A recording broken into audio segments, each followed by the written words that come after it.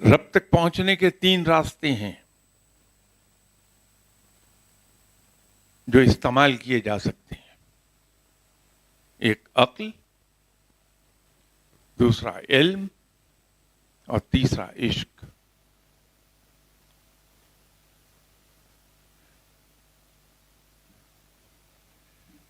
اسرار الہی اتنے وسیع ہیں اور اتنے دقیق ہیں کہ انسانی عقل جو نامکمل ہے وہ تھوڑا سا راستہ طے کرنے کے بعد ہی ختم ہو جاتی ہے. وہ آدمی عالم حیرت میں چلا جاتا ہے. عالم حیرت تصوفی کا ایک مقام ہے جسے مقام حیرت کہتے ہیں.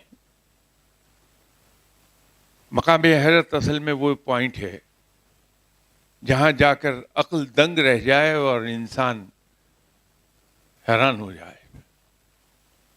یہاں بھی اس کے آداب ہیں کہ وہ شخص جو مقام حیرت پر گیا، عالم حیرت میں ڈوبا ہے، اگر اس کی زبان وہاں کھل گئی تو وہ عالم حیرت سے باہر ہو گیا، وہاں نہیں رہ پائے گا. تو عالم حیرت میں انسان کی زبان بند ہو جاتی ہے.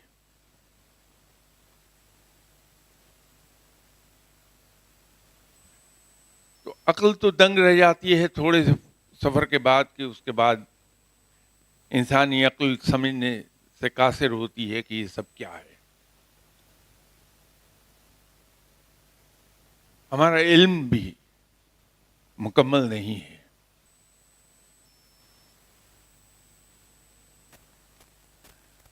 تو علم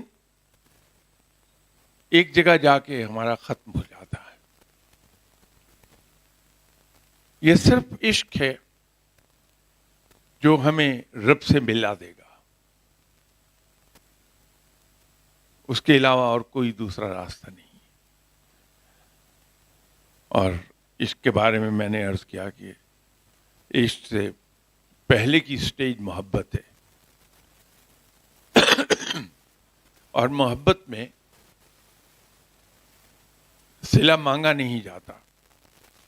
صلہ مانگنے سے وہ کاروبار ہو جائے گا. تو عشق تو اس سے آگے کی جگہ ہے، مقام ہے. تو عشق میں